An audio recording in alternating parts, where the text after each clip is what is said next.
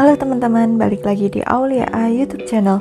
Oke teman-teman, untuk video kali ini kita akan diskusi tentang suatu hal yang lagi hangat-hangatnya nih, yaitu tentang resesi 2023. Apakah ini akan menjadi krisis lagi? Banyak banget berita yang mengatakan kalau di tahun 2023 itu kita akan mengalami resesi, nggak hanya Indonesia tapi dunia nih teman-teman. Ada dari CBC, terus ada Sky News, ada BBC. Nah, ini bukan cuman omongan belaka aja, ini yang ngomong itu udah suatu organisasi IMF nih teman-teman.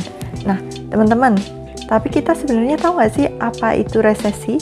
Resesi itu merupakan kondisi di mana perekonomian suatu negara itu memburuk, yang ditandai dengan pendapatan suatu negara itu negatif nih teman-teman, pengangguran meningkat, kemudian pertumbuhan ekonomi itu negatif selama 2 kuartal berturut-turut.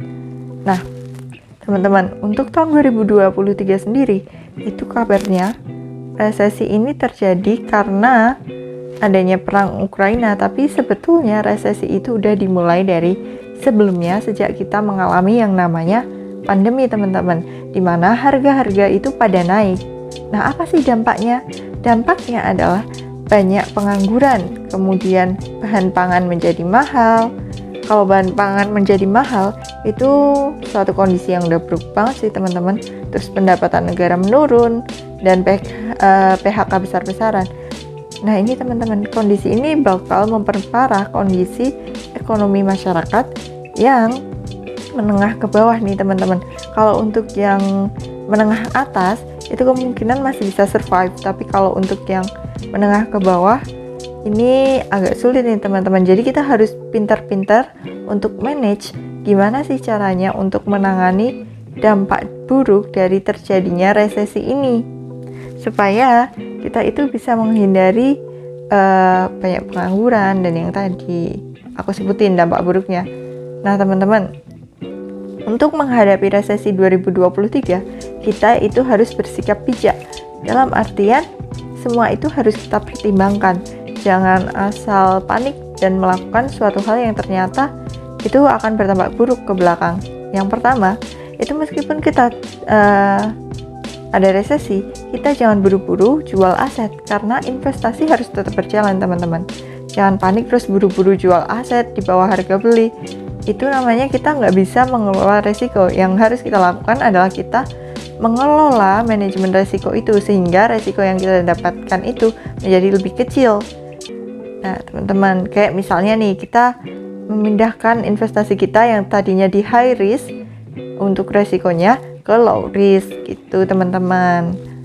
Tapi ya jangan semuanya terus kalian buru-buru jual, itu namanya sih panik berlebihan. Oke. Untuk yang kedua, itu kita mengurangi atau tidak menambah beban-beban pengeluaran yang sebenarnya nggak perlu-perlu banget nih. Apalagi yang berdampak panjang seperti utang. Jika memungkinkan, kalau kita punya utang sekarang, itu segera dilunasi teman-teman. Karena apa? Karena nantinya bunga itu akan terus meningkat teman-teman. Sedangkan harga-harga kebutuhan pokok yang pasti akan kita keluarkan itu juga meningkat. Nah, jadinya tuh kayak pengeluaran kita bakal kekuras banyak banget tuh loh teman-teman untuk keseharian.